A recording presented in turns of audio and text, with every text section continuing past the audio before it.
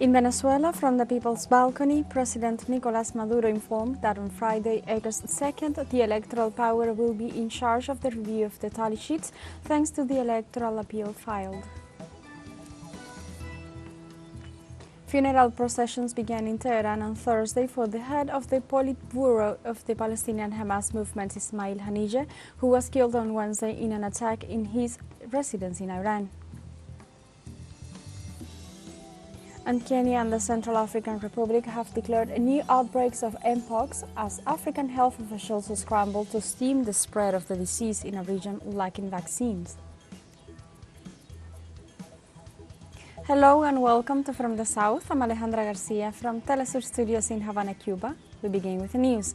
In Venezuela, from the People's Balcony, President Nicolás Maduro informed that on Friday, August 2nd, the electoral power will be in charge of the review of the tally sheets, thanks to the electoral appeal filed. During a meeting with the popular force of the local supply and production committees, the Venezuelan President Nicolás Maduro denounced the national and international extreme right wing for financing criminal groups to create chaos and unrest in the country. In this sense, the Venezuelan head of state informed that so far 1,200 people have been captured after the acts of violence registered in the country during the last 33 days after the extreme right wing lost the elections.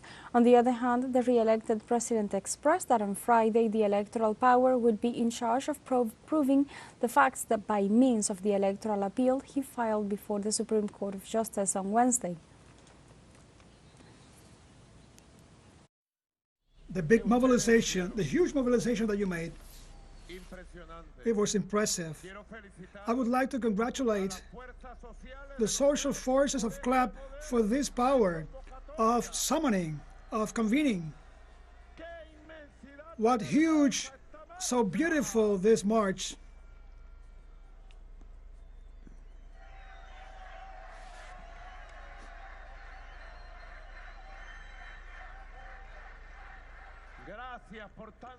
Thank you for so much love, for so much courage. Thank you for so much conscience. Look, there are more people coming. He also referred to the acts of vandalism suffered by the country after the elections and the investigations that are being carried out to ensure that did not go unpunished. Also, I sent a presidential commission to verify 2 places, because the criminals that threaten the people, to those criminals that attack hospitals, metro stations, police booths, that attack houses, that attack the warehouses of CLAP, to those of them we are capturing them, to all of them.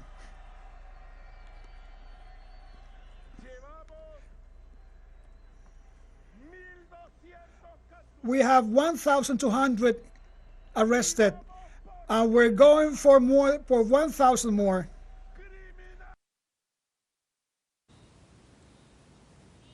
In Venezuela, the re-elected President Nicolás Maduro headed the National Productive Economy Council with the country's agro-industrial sector to boost domestic production. During a meeting in the Ezequiel Zamora Hall of the White Palace, the president was received by more than 170 businessmen from different areas of the country. The meeting fostered a dialogue between the public and private sectors to promote ideas that will turn Venezuela into an economic leader. He highlighted the reduction of inflation and the significant economic growth achieved by the country despite the adverse effects of the economic blockade imposed by the U.S. In this context, the president also commented on the acts of destabilization that the country has experienced in recent days and the measures taken by the government to ensure that these acts do not go unpunished.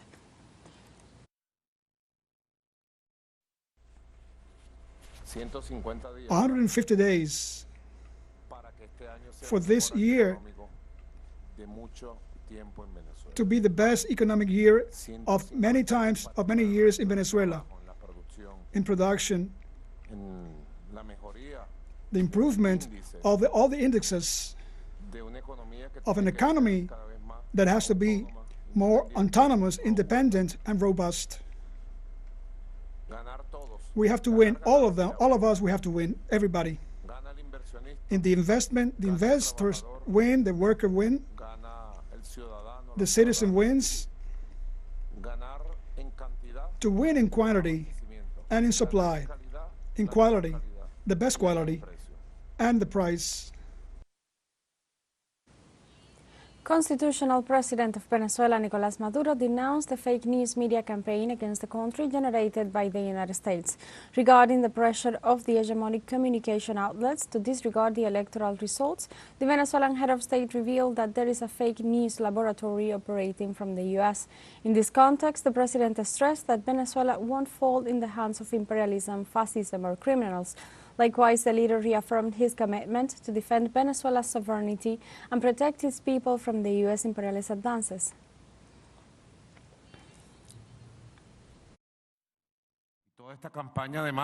This whole campaign is fully based on fake news. We have already seen these fake news in the ongoing conflicts in Syria and Ukraine. I don't know if you have seen this particular fake news, as there are several, and they are being spread all over the world, and people see it and believe it, because it is a laboratory that has a script, a laboratory of the terrorist Machado, the coward González Urrutia. It is a laboratory of lies, so we're facing the most criminal and dirty conspiracy we've ever seen in a long time in Venezuela.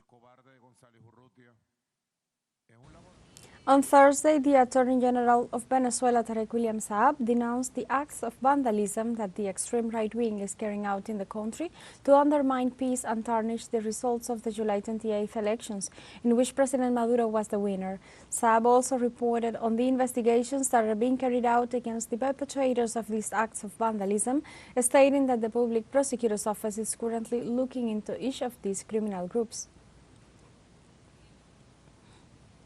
The Attorney General referred to how the acts of vandalism have affected national symbols, showing conclusive evidence of this. To see how the criminals, because they want to attack symbols that related to the identity of Venezuelans. They try to behead the statue of José Gregorio Hernández, and they just grabbed the plate, and they wanted to behead the face of José Gregorio Hernández, and at that time he was arrested. And let's see a video of what happened in Guaira.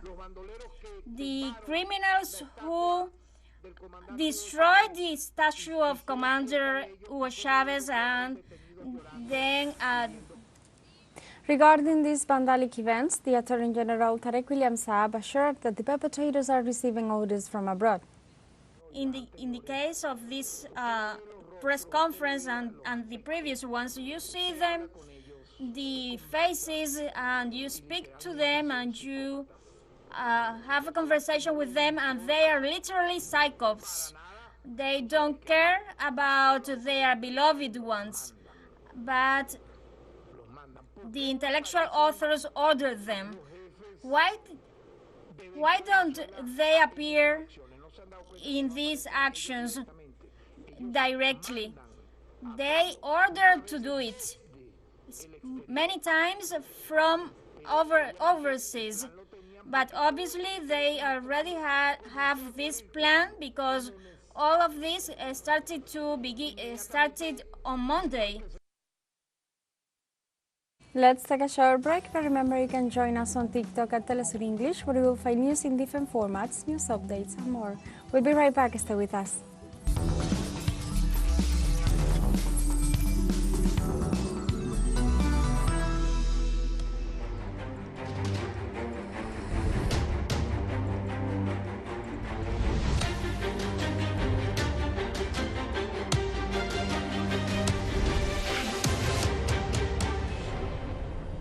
Welcome back. In Iran, thousands of people attend a funeral ceremony to honor Hamas Palestinian leader Ismail Haniyeh, assassinated by the Israeli regime in an attack against his residence in Tehran.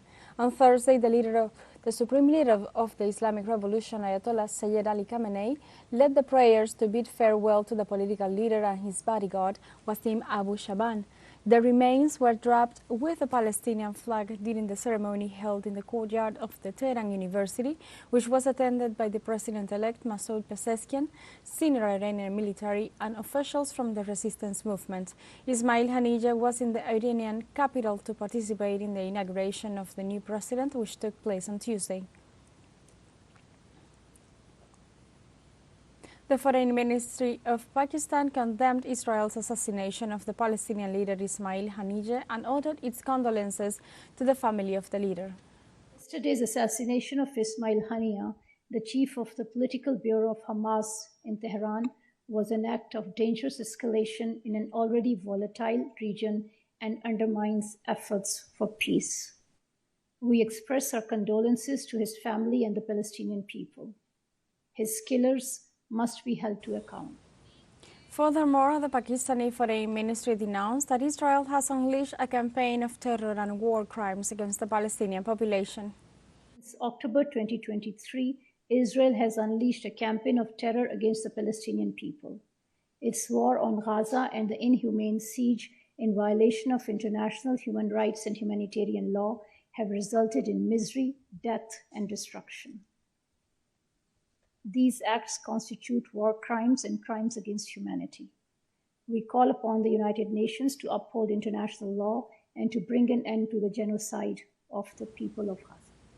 In this context, Palestinian citizens claim that Israel's attack represents a violation of Iranian national security and that the U.S. government is complicit in these crimes.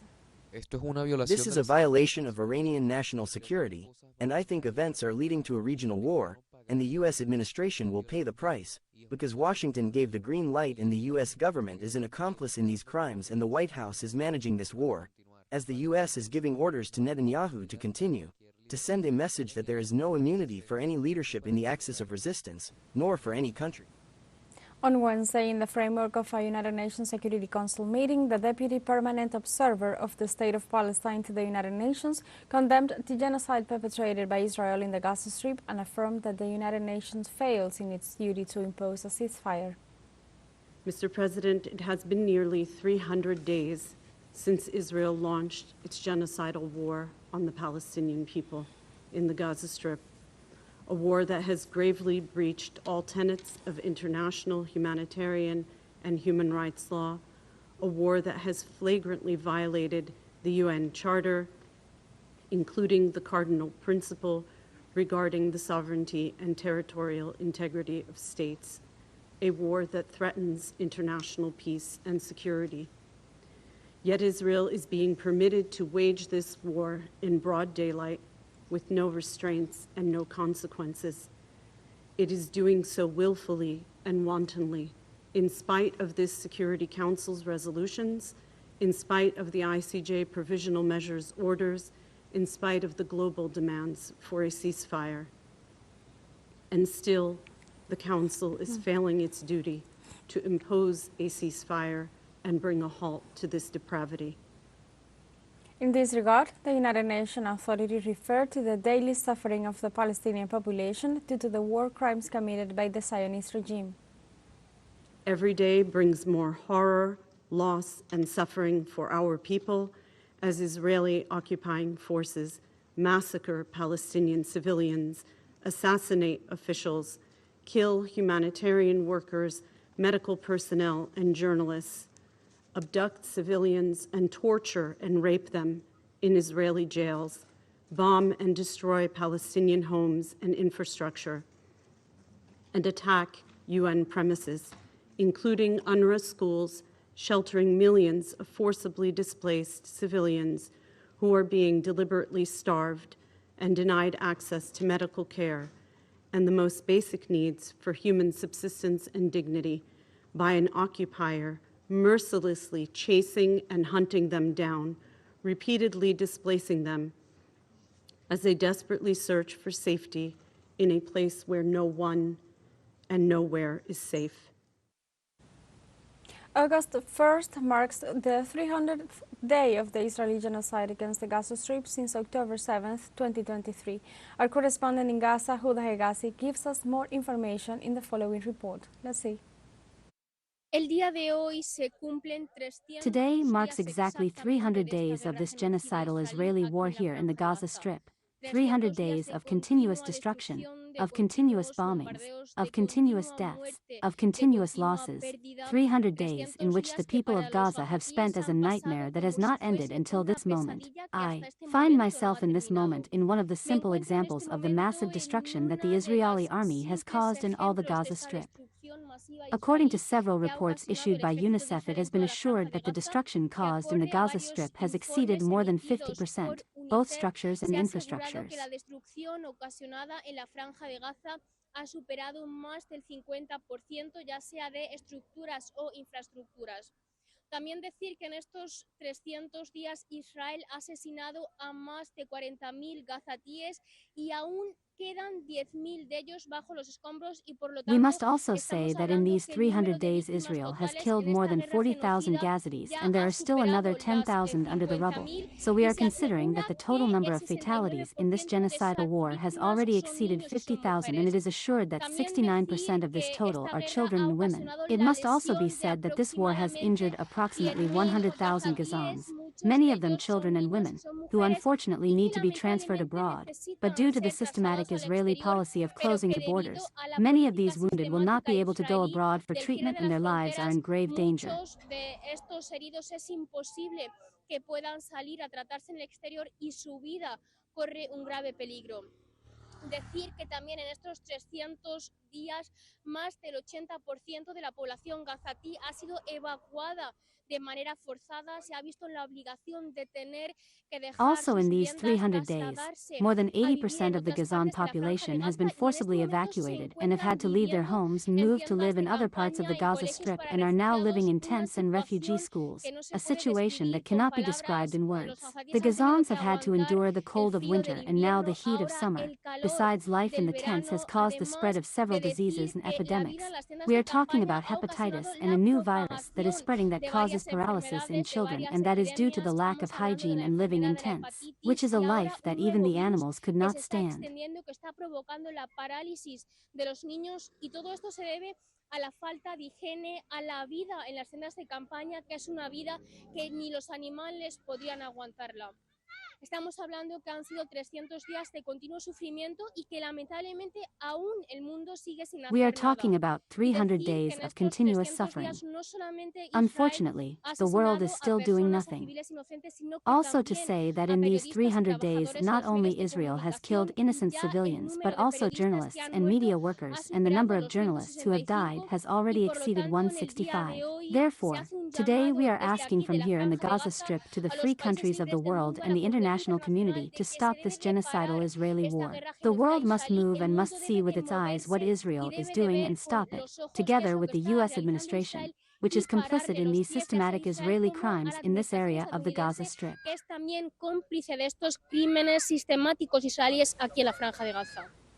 We have a final short break coming up, but before we invite you to join our WhatsApp community for our English-speaking audience, you can scan the QR code on screen to join directly and share the link to reach more people. Constant news coverage of Latin America and the Caribbean, as well as the rest of the world. Final short break, don't go away.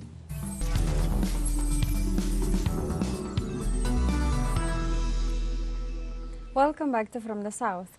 In Guinea, lawyers for former military leader Moussa Dadis Camara said on Thursday he will appeal this conviction on Wednesday for crime against humanity. He was sentenced to 20 years in prison on charges stemming from 2009 massacre of more than 150 people during a pro-democracy rally in the capital Conakry. Demonstrators at the stadium were protesting against Camara's plans to run for president when soldiers opened fire on them.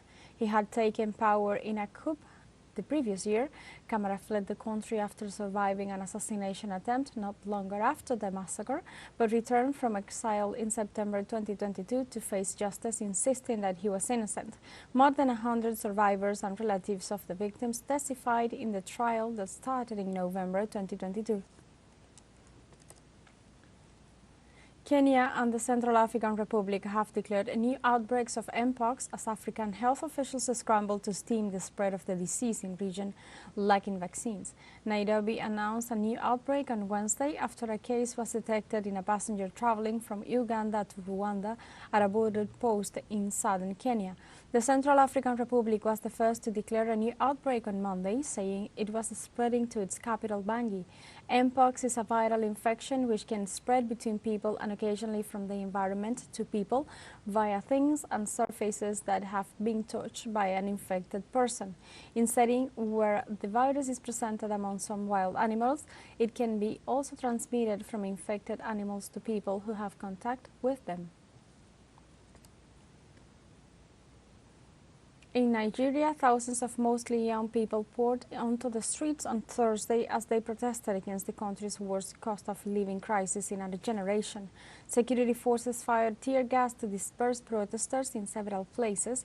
In Abuja, where a court granted an order late Wednesday to restrict the protest to a stadium, Nigerian police officers were seen firing tear gas to disperse a crowd of protesters that gathered a few kilometers from their presidential villa. Nigeria's public officials, frequently accused of corruption, are among the best paid in Africa, a stark contrast in a country that, despite being one of the continent's top oil producers, also has some of the world's poorest and hungriest people. The government of Algeria issued the recall of its ambassador to France with immediate effect after the European country supported Morocco for the sovereignty of Western Sahara. The Algerian Foreign Minister Ahmed Attaf stated that Paris provided its honest and categorical support to the colonial fact imposed on Western Sahara. The authority referred to the occupation of this territory by the Moroccan kingdom since 1975. Algeria maintains that the French government disregards international legality since it is set aside from the United Nations efforts to complete the decolonization of Western Sahara and takes up the cost of the denial of the rights of the Sahrawi people to self-determination.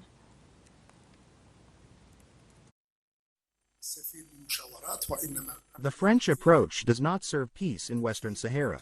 It does not serve the search for a peaceful solution in the Western Sahara and does not go in the direction that could contribute to quickly bring together the necessary conditions for the desired peace and a solution to this conflict in accordance with what has been and is dictated by international legitimacy. We have come to the end of this news brief, but you can find these and many other stories on our website at telesurenglish.net and join us on social media, Facebook, X, Instagram, Telegram and TikTok. For Telesur English, I'm Alejandra Garcia. Thank you for watching.